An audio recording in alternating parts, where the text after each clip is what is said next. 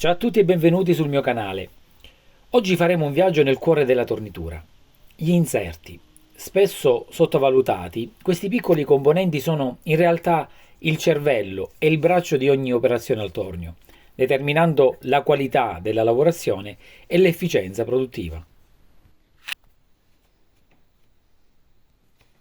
Oggi in particolare metteremo sotto la lente di ingrandimento un modello specifico, gli inserti Seco CCG T09 T304F trattino AL KX. Questi non sono inserti qualunque, sono progettati per affrontare sfide importanti nella lavorazione dei materiali. Ma cosa significano tutte queste sigle? E perché sono così importanti per noi che siamo hobbisti, professionisti o studenti che si avvicinano al mondo delle lavorazioni meccaniche? Ogni sigla su un inserto è una vera e propria carta d'identità che ci fornisce informazioni cruciali sulla sua forma, dimensione, geometria e applicazione. Ad esempio, CCGT, cioè la prima parte del codice, ci indica la forma e l'angolo dell'inserto. C sta per la forma romboidale, con un angolo di 80 gradi. La C è una forma molto comune e versatile, adatta per operazioni di tornitura esterna e interna. Quindi il C, in questo caso, come negli standard ISO, identifica una forma con un angolo di 80 gradi. La parte di codice invece 09T3 specifica la dimensione e lo spessore dell'inserto. Il codice 04 è un numero fondamentale, indica il raggio di punta dell'inserto, che in questo caso è 0,4 mm. Il raggio di punta influenza direttamente la finitura superficiale del pezzo, ma anche la resistenza dell'inserto. Un raggio più piccolo offre una finitura più fine, ma è più fragile. Invece un raggio più grande è più robusto, ma può lasciare una finitura più grezza. La combinazione di F con AL descrive la geometria del tagliente. La F indica una geometria di finitura, che è ideale per ottenere superfici lisce.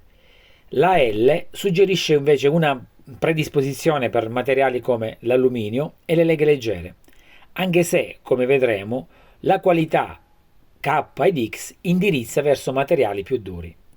Quindi è una geometria che offre un'ottima rottura del truciolo e bassa resistenza al taglio. KX invece indica la qualità del materiale dell'inserto e il suo specifico rivestimento.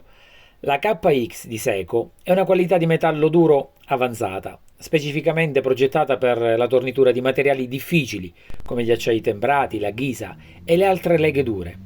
È una qualità che offre eccezionale resistenza all'usura e anche al calore, essenziale per queste applicazioni esigenti. Come potete vedere, questi inserti sono pensati per chiunque si trovi a lavorare materiali ad alta durezza. Quindi che siate hobbisti che vogliono spingersi oltre con i loro progetti, o professionisti che cercano l'efficienza massima, o studenti che stanno imparando le basi della lavorazione meccanica, capire il funzionamento di questi strumenti è cruciale. I vantaggi principali di utilizzare inserti specifici come i KX di Seco per i metalli duri sono una durata prolungata, quindi la loro robustezza garantisce una vita utile superiore anche in condizioni di taglio estreme.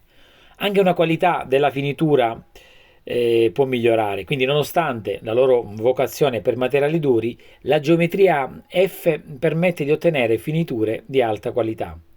E inoltre anche l'affidabilità è un'altra caratteristica di questi inserti, perché riduce il rischio di rotture premature dell'utensile, aumentando la sicurezza e la produttività.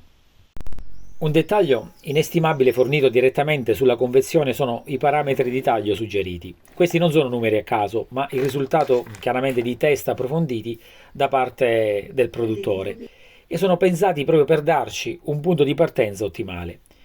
Vediamo le colonne per diverse categorie di materiale: PM, K, N, SH. Queste lettere indicano gruppi di materiali standardizzati, ad esempio P per acciai, M per gli acciai inossidabili, K per ghisa ed N per le leghe non ferrose, ed S per le superleghe resistenti al calore, H per materiali temprati.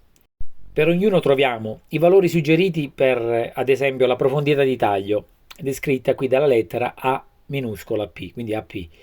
Questo ci dice quanto materiale possiamo rimuovere in un singolo passaggio, ad esempio per la categoria N2 0,9 mm. La F invece indica l'avanzamento, cioè indica di quanto l'utensile si sposta assialmente per ogni giro del pezzo.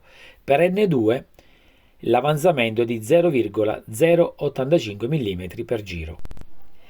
Poi abbiamo la lettera V con il C al pedice che sta per velocità di taglio.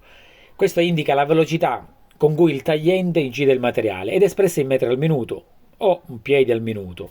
Ad esempio per N2 sono 395 metri al minuto. Comunque va detto che questi valori sono il tuo trampolino di lancio. Ricorda che le condizioni reali, cioè la potenza del tornio, la rigidità della macchina, il tipo esatto del materiale e la finitura desiderata potrebbero richiedere piccoli aggiustamenti. È sempre buona norma iniziare con valori più conservativi e aumentare gradualmente. Comprendere le specifiche di un inserto, come quello di cui abbiamo trattato, ci permette di fare scelte più informate, ottimizzare le nostre lavorazioni e ottenere risultati superiori. Non è solo una questione di acquistare l'utensile giusto, ma di sapere come e perché funziona. Spero che questo approfondimento vi sia stato utile per demistificare il mondo degli inserti da tornitura. Se avete trovato questo video interessante, al solito lasciate un mi piace, iscrivetevi al canale e attivate la campanella per non perdere i prossimi contenuti. Se avete domande o volete condividere le vostre esperienze con questi o altri inserti, fatemelo sapere nei commenti qui sotto. Grazie per aver guardato e ci vediamo al prossimo video. Ciao!